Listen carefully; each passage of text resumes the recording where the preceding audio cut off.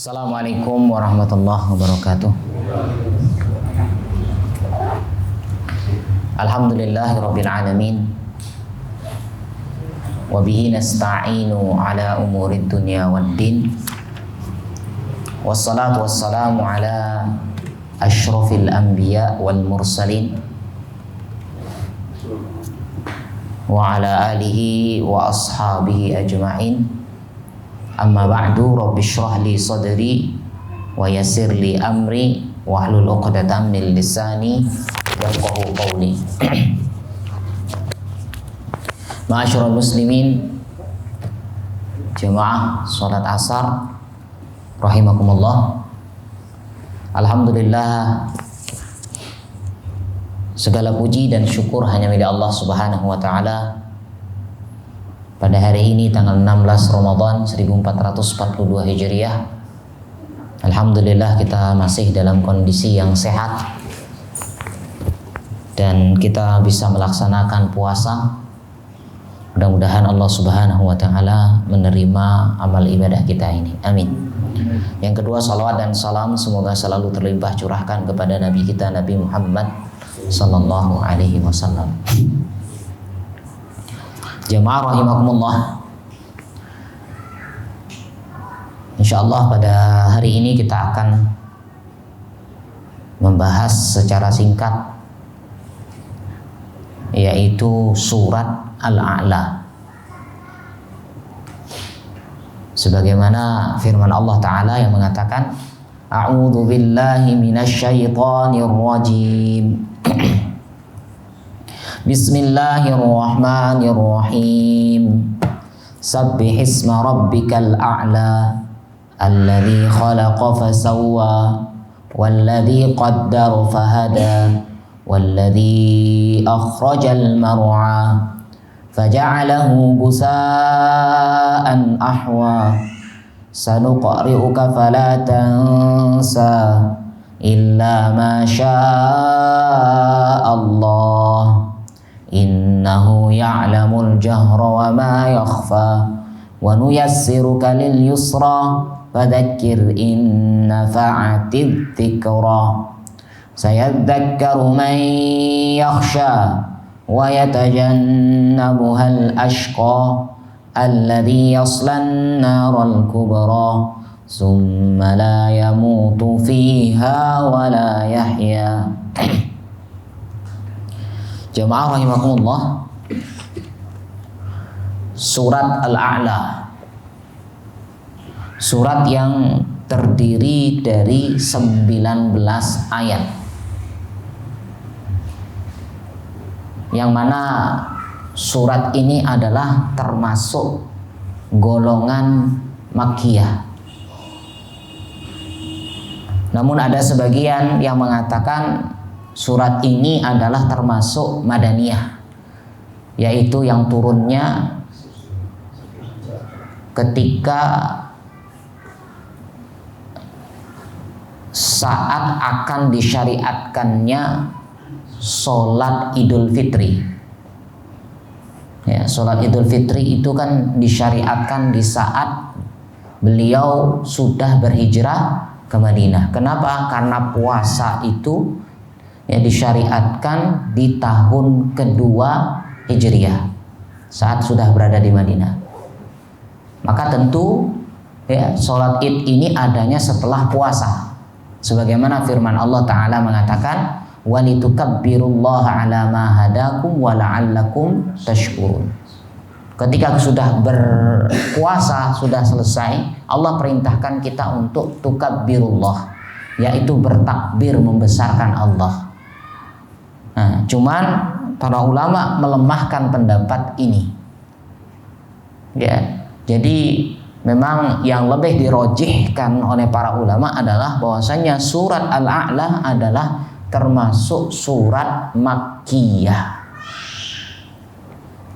Jamaah rahimakumullah, surat Al-A'la ini adalah termasuk surat yang menjadi artinya favorit, ya, yang disukai oleh Nabi Sallallahu Alaihi Wasallam. Kenapa? Karena beliau sering membaca ayat ini. Ya. Kita lihat beliau membacanya di sholat witir sebagaimana kita lakukan, ya, yaitu di sholat witir yang 3 rakaat, pertama Sabbihis, yang kedua Al-Kafirun, yang ketiga Al-Ikhlas. Ya, ini adalah sunnah, namun jangan dianggap sebagai wajib. Ya, maka seorang imam, ya, artinya berusaha jangan sampai ketika di witir selalu membaca ini. Kenapa? Karena nanti masyarakat awam akan mengira ini adalah suatu hal kewajiban. Ya, bagaimana caranya? Ya, sering-sering dibaca yang itu, menunjukkan hal itu adalah termasuk perkara sunnah. Kecuali kalau memang sudah paham, tidak apa-apa. Tapi khawatir yang muncul nanti di pemahaman orang awam, masyarakat awam, bahwasanya Sabbihis ini harus dibaca di sholat witir. Kalau tidak baca sholat witir berarti tidak sah. Itu yang bahaya. Ya, ini yang pertama. Yang kedua, beliau Shallallahu Alaihi Wasallam membaca Sabbihis ini juga di sholat Id, hari raya yang 2, Idul Fitri dan Idul Adha. Ya, bahkan juga termasuk beliau selalu membaca di sholat Jumat. Ya kan? Semua sholat ini 2 rakaat. Rakaat pertama Sabbihis, rakaat kedua Al-Ghasyiyah. Ini adalah termasuk yang disunnahkan oleh Nabi Sallallahu Alaihi Wasallam. Begitu juga ketika Mu'ad, ya, menjadi imam bagi suatu kaumnya, beliau membaca yang panjang sampai keluar sabda beliau yang mengatakan, afattana anta ya Mu'ad, apakah engkau ingin membuat fitnah wahai Mu'ad? Maka beliau menawarkan sebuah surat, kenapa engkau tidak membaca Sabbihis, Al-Fajr yang pendek-pendek? Ya, beliau Sallallahu Alaihi Wasallam mengajurkan seorang imam melihat juga kondisi makmum, sehingga dipilihkan surat-surat yang pendek. Bahkan di menjelang wafat beliau, yaitu beliau membaca surat ini di sholat maghrib, ya, yaitu pertama Sabbihis, yang kedua beliau membaca surat Al-Kafirun. Ini jamaah rahimakumullah. Ya, jadi surat ini adalah termasuk, kalau kita bisa katakan, termasuk favorit dari Nabi Sallallahu Alaihi Wasallam. Jadi Sallallahu Alaihi Wasallam itu biasa kalau menjadi imam, beliau selalu mengulang bacaannya. Maka sering kita dapatkan kadang dibaca lillahi ma fis samawati wa ma fil ard. Begitu juga ayat-ayat yang lain. Ya, bukan berarti bahwasanya Sallallahu Alaihi Wasallam artinya tidak hafal. Beliau selalu hafal, bahkan beliau praktekkan dalam sholat tahajud yang kita bahas hadisnya. Ya, beliau dalam tahajudnya pernah membaca surat Al-Baqarah habis, kemudian An-Nisa habis, baru setelah itu Ali Imran, yang kira-kira 4 sampai 5 juz dalam satu rakaat.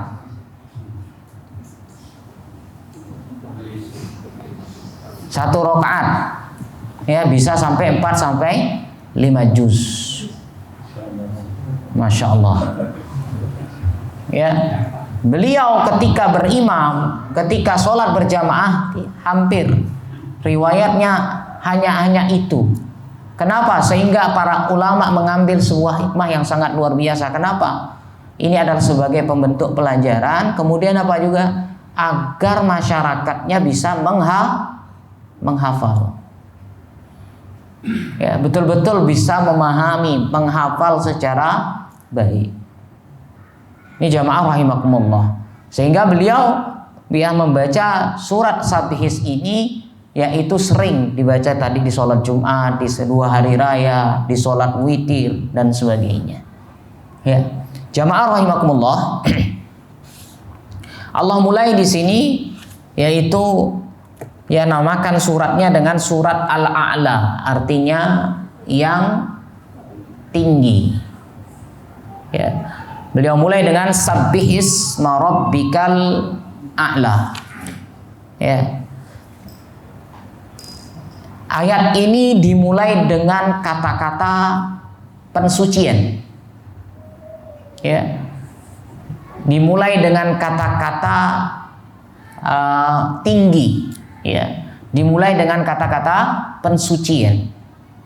Ada beberapa yang dimulai dengan kata-kata pensucian, ada yang dengan kalimat apa namanya? Kalau dalam bahasa Arab namanya madhi, past present tip apa namanya itu kalau dalam bahasa Inggris itu, ya, yang telah lalu, atau dengan bahasa yang sekarang dan bahasa yang akan datang. Dalam ayat Allah mengatakan sabbahalillah. Ya, kemudian dalam fi'il mudhari' beliau menggunakan Allah Subhanahu wa taala yaitu mengatakan yusabbihu lillahi ma fis sama. Di sini beliau perintahkan dengan kata perintah sabbih, bertasbihlah. Dalam ayat yang lain subhanalladzi asra bi 'abdihi lailan minal masjidil haram. Ya, dengan di sini yaitu menggunakan kata masdar. Ini jamaah rahimakumullah. Jadi ayat ini dimulai dengan pensucian. Bagaimana mensucikan Allah Subhanahu wa taala. Sabbih isma rabbikal a'la. Tasbihlah artinya sucikanlah nama Tuhanmu yang maha tinggi. Hada amrun minallah. Ini adalah perintah Allah untuk Nabi Sallallahu Alaihi Wasallam. Ada sebuah kaidah, perintah untuk Nabi adalah juga perintah untuk umatnya. Ya.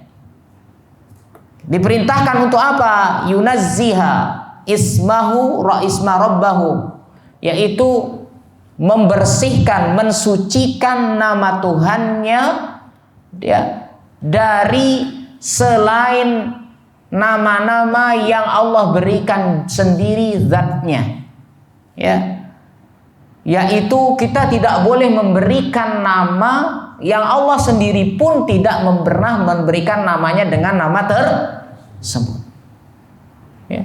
Jadi dalam doa-doa kita semacam Ya Rahman, Ya Rahim, yang 99 nama itu adalah sebagaimana yang Allah perintahkan.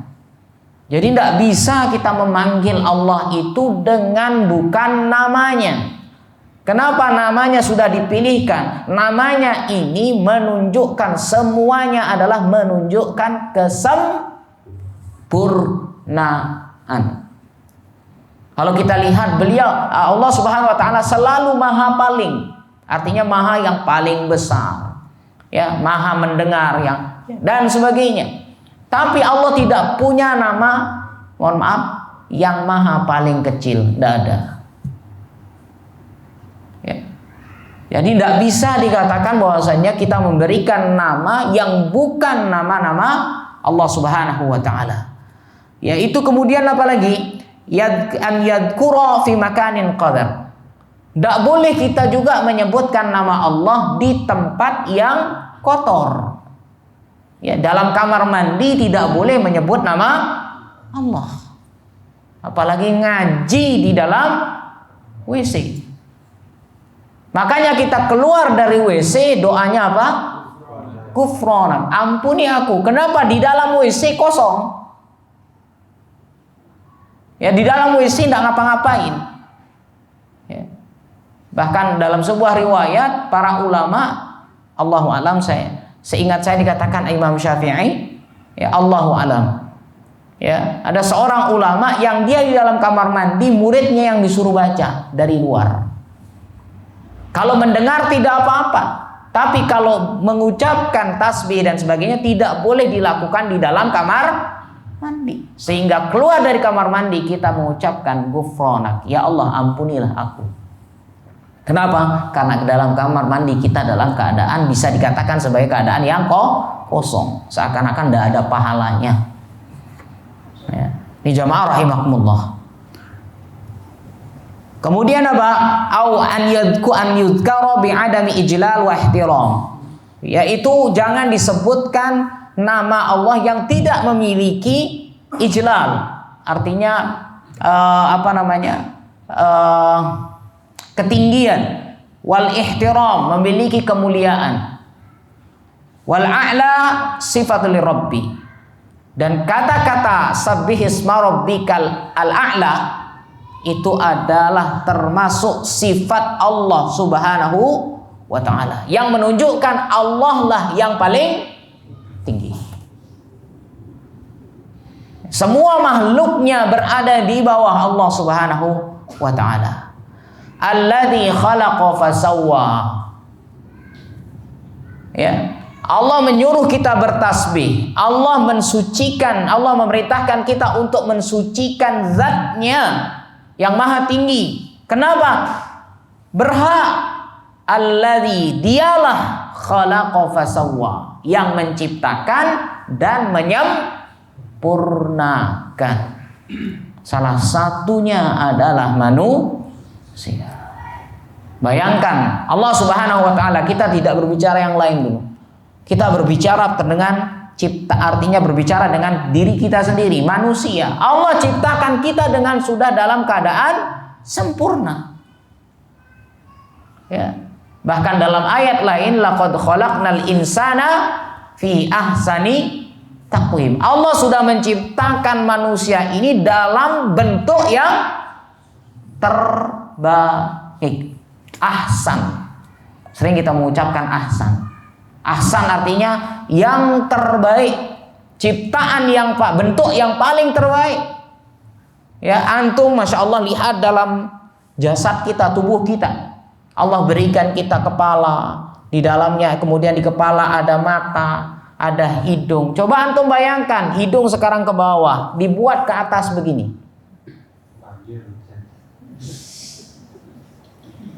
Ya, jari sudah dikasih pas, mau antum ditambah jarinya lagi 3. Ya, kalau pas di sini, tumbuh jari.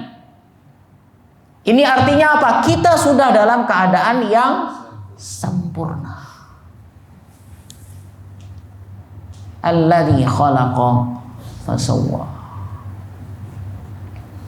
Ya. Siapa yang mampu menciptakan makhluk, artinya manusia dalam keadaan bentuk yang terbaik, dialah zat yang maha tinggi. Walladzi qaddara fahada. Dan dialah yang memberikan qadar, takdir, artinya menakar. Semua yang terjadi di alam ini adalah berdasarkan takdir Allah. Posisi duduk kita saat ini adalah takdir. Yang lebih detail lagi Allah menceritakan, Allah Subhanahu wa ta'ala sudah menuliskan tentang jatuhnya lembaran-lembaran daun dari pohonnya. Kapan harus jatuh, kapan harus tetap dia berada pada rantingnya. Ya, kita sendiri tidak pernah berhitung seperti itu. Ya, kalau kita disuruh ngitung berapa pohon mangga ini, ya, berapa yang kering yang jatuh, kita tidak akan pernah sanggup. Kenapa? Mohon maaf, ini karena suatu hal yang remeh. Tapi dalam takdirnya ini semua tercatat. Apalagi kehidupan kita, kematian kita, jodoh kita, rizki kita, umur kita, semuanya itu sudah tercatat. Takdir. Fahada, dan Allah berikan petunjuk. Ya, bahkan hewan itu juga diberikan petunjuk. Petunjuk apa? Diberikan petunjuk untuk mencari makan. Kalau kita pikir-pikir sekarang, ya, kira-kira apa patokannya rizki? Ya, apa patokannya rizki? Ternyata patokan rizki itu tidak ada. Apakah sekarang patokan rizki itu harus akal? Yang tidak berakal berarti tidak bisa makan? Ternyata tidak. Bayi yang sudah punya akal tapi belum bisa berpikir, tapi masih bisa makan. Siapa yang ngasih? Ibunya. Antum lihat burung-burung itu yang baru lahir, yang ada di dalam di atas sebunnya, ya, di atas sebun yang di pohon yang nyangkut di pohon-pohon yang tinggi, bahkan di hutan-hutan, di pohon yang paling tertinggi ada sebunnya di sana. Ya, bayangkan. Kalau kita pikir-pikir mereka tidak berakal, tapi tetap Allah berikan rizki. Fahada. Siapa yang memberikan semua ini petunjuk? Allah Subhanahu wa ta'ala. Walladzi akhrajal mar'a, dan yang apa? Mengeluarkan tumbuh-tumbuhan. Ya, yang mengeluarkan tanaman-tanaman yang akan nanti dimakan oleh siapa? Binatang-binatang ternak. Faja'alahu gusaan ahwa. Ya, maka dijadikannya rumputan-rumputan, tanaman-tanaman yang tadi hijau, enak dipandang dan sebagainya apa? Gusa. Gusa itu kering. Ahwa kehitam-hitaman. Gusa di sana kering, artinya apa? Kalau kering gampang dibawa sama air. Kemudian kalau sudah hitam sangat-sangat kering bisa dibawa oleh angin. Begitulah manusia. Manusia sebagaimana dalam firman Allah Ta'ala mengatakan min ba'di itu dhafin quwwah. Allah ciptakan kita dalam keadaan lemah dulu, bayi, baru diberikan kekuatan, ya, di saat remaja, dewasa dijadikan lemah kembali. Begitu juga tumbuhan. Tumbuhan Allah mampu, ya, dibuat hijau, dibuat seger, dibuat kuat dan sebagainya. Nanti semakin lama, semakin tua dia akan semakin layu. Ini jamaah rahimakumullah. Ya, dari sini para ulama mengajarkan kepada kita, lihat ayat ini. Ya, tumbuhan dapat seperti ini. Tumbuhan termasuk dari salah satu makhluk Allah. Kita manusia juga sama seperti itu. Ya, semuanya sama. Yang artinya apa? Kita pun akan mati. Kita pun akan menjadi kering. Bahkan kita akan habis, dimakan oleh cacing dan sebagainya. Ini jamaah rahimakumullah, ya. Jadi kita baru membahas hanya 5 ayat dari surat Sabbihisma, surat Al-A'la ini. Mudah-mudahan yang sedikit ini bisa memberikan manfaat yang baik bagi kita semuanya. Barakallahu fikum. Kita akhiri wasallallahu ala nabiyina Muhammad. Subhanakallahu bihamdika asyhadu an la ilaha illa anta astaghfiruka wa atubu ilaik. Assalamualaikum warahmatullahi wabarakatuh.